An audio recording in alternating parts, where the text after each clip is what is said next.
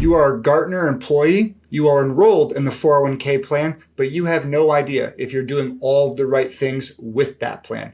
If that's the case for you, this is a great video to help you feel more informed about your path moving forward. We're going to review 6 things that you should know about and execute on as you're making your choices regarding this huge benefit that Gartner provides. The first thing, we want to make sure you're contributing enough to maximize the company match from Gartner. They match 100% on the first 4% of what you contribute. One key thing to know there is that they max out that match at $7,200 a year. So at a minimum, all employees want to be contributing 4% to the plan. But just because you're maxing out the match doesn't mean you can say, well, that's all I can do. I got the full match. I guess I'm good. That's a common mistake that a lot of people make. I don't want you to make that mistake. Number 2 is choosing the right type of match, using a pre-tax or a Roth contribution. This is a question I get all the time. Brian, which one should I do? Let's first establish how much you are going to put in. We just talked about getting the full match, but that doesn't mean that's all you can put in. If you're under 50, that maximum number is $23,500. If you're between the ages of 50 and 60, it's $31,500. And if you're between the age of 60 and 63, it's $34,750.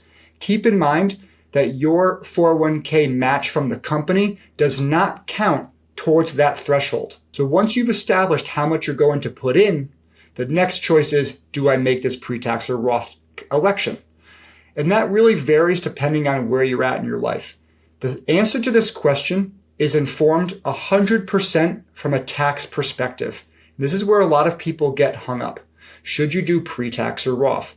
If your income and your tax rate is higher today than it will be in the future, then you want to make a pre-tax contribution because you are not going to pay tax today at this higher rate, and you know or you feel like you're going to pay it tomorrow or 20 years from now at a lower rate when you are retired. If you feel like you are going to be paying a higher tax rate in retirement, whether from having more or higher income in retirement, which isn't usually the case for most people, but more importantly, if the laws change, the tax rate that you pay when you take distributions out is going to be 100% based on whatever the tax law is at that time.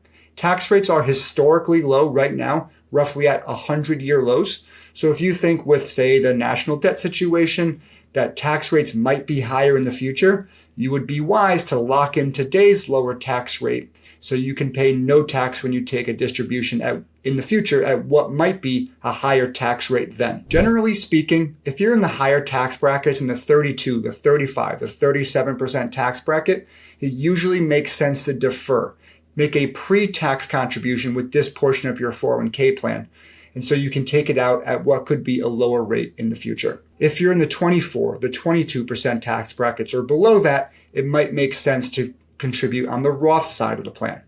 Especially when you're in the earlier parts of your career and your income potential is only going to be higher as you age, you might want to consider making Roth contributions. There's many factors when it comes to deciding pre-tax or Roth, but remember, it's always, always, always driven by taxes. The third thing that you want to review inside your 401k plan is the investment elections. Now that you've decided pre-tax or Roth and you've decided how much you're going to put in, you need to now understand how is the money going to be invested.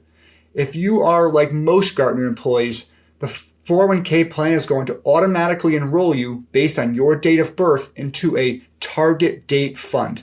A 2050, a 2055, a 2035, a 2025. Really depends on your date of birth. It's going to automatically slot you into that investment election. What is a target date fund?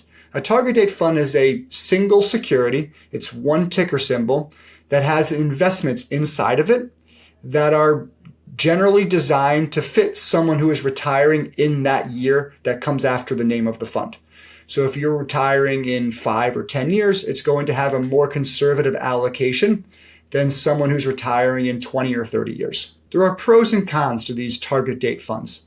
They're a wonderful invention in general because it is a set it and forget it type option for people who just don't feel comfortable using the individual choices that the Gartner 401k plan allows for to build a portfolio. They're generally much more suited for accumulation planning, so when you're younger. But as you get closer to retirement, they become a little bit more problematic. And that's for a few reasons. One, a lot of these strategies get too conservative too early. They allocate you a large percentage of those dollars into bond strategies, and the bond strategies that they use inside the plan have really not been great options. They're generally total bond market indexes, which have a negative return from 2020 to now, right? A 5-year total return. The first reason they're problematic if you're 5, 10, 15 years away from retirement is they're probably making you too conservative too early. The options that they use in the conservative slice of that mix are generally not the ideal ones for this higher interest rate environment that we are now in today, post-COVID. So it makes sense that you really want to review that and how that target date strategy is aligning with your broader retirement picture. Oftentimes, as you get closer to retirement, it may not be the best choice for you anymore. The second reason it can be problematic is, especially at the stage of life when you're actually taking money out, you really need to be able to be in control of what's coming out of your retirement account to create the cash that you need. If markets are deeply negative, you don't want to be selling shares of your target date strategy, because when you do that, it's selling everything inside of it proportionately. It's selling stocks, bonds, international stocks, real estate, cash. It's selling all of those things. So it's selling stock at really crummy prices to create the cash that you need.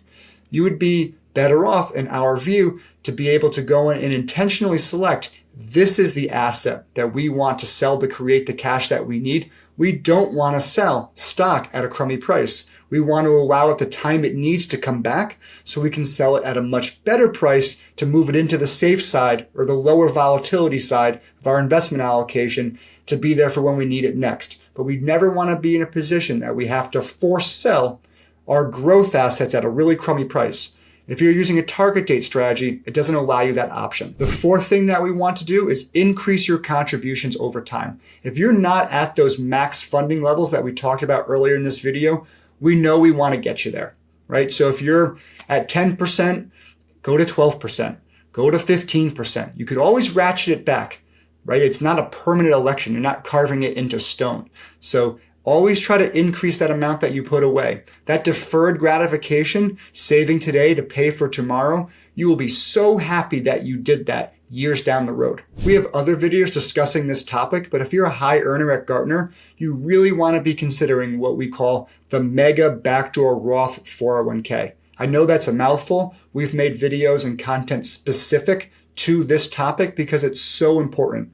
The true maximum that can go into a 401k plan, employee contribution, employer match, and then after tax, which is an option when you log into your Fidelity Net Benefits website and you go into your contributions tab, you'll see that. The true maximum from all sources is over $70,000 a year. So if you're a high earner in Gartner, that's a phenomenal opportunity to be saving more money for your retirement in a tax-advantaged way. Number 5 is don't forget about loans and rollovers that the 401k plan allows. If you are really in a pinch, and we don't recommend this, but if you really, really needed to, you can take a loan from your 401k. It comes out tax-free to you, so you don't have to pay tax at the time. You will pay it back through increased contributions back into your 401k plan. And so that's, comparatively to other alternatives, a good choice if you're really in a pinch. Taking loans, though, is very destructive to building retirement wealth. I really want you to think of this as a last resort. It really can be extremely prohibitive in building the retirement nest egg that you want, so you don't want to do this if you can avoid it. But if you have to, it is there for you. Gartner also allows you to roll money into the 401k plan.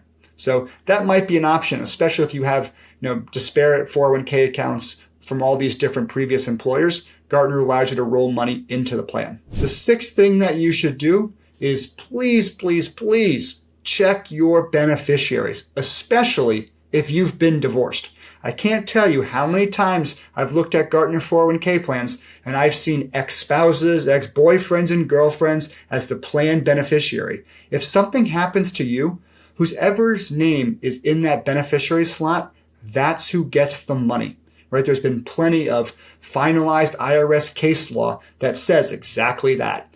It doesn't go necessarily to your kids or your new spouse. Now, the common sense person of who should get it, it goes to who's in that beneficiary slot. So if you don't have anyone in there, put someone there. That's not as bad as having the wrong person, but it's not good either.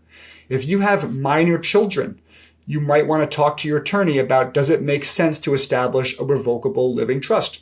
So the kids don't get all the money when they're 18 or 21, the quote unquote age of majority. That's an estate planning topic. That's something separate, but it is something that you might want to consider talking to your attorney about is, does some sort of structure make sense beyond my spouse if we both passed away at the same time to make sure the kids get the money at the right stage of their life? Those are the 6 things that I wanted to highlight for you as a Gartner employee that you should be reviewing and making decisions around in your 401k plan. There's a lot of choices. There's a lot of options. There's a lot of things to decide.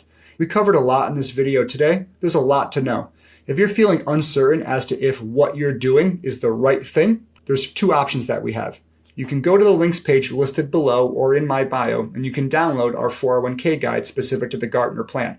That should be a great resource for you. If you want to dig a little bit deeper, go ahead and book a complimentary call with us, and we can dive into what you're doing and talk about these are the things that you should be doing moving forward. We'd be happy to do that with you. Thank you for watching this video today. Subscribe to our page below so you can get more content from us on Gartner-specific financial planning topics so you can feel more informed as you move through your retirement journey, working at the company and beyond. If you found this content helpful, you found it informative, awesome.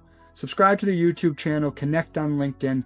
I'm going to be putting out more content just like this. If you have other questions that are a little bit deeper that I wasn't able to dive into in this video, or you have questions about how it pertains to you individually, awesome, totally okay.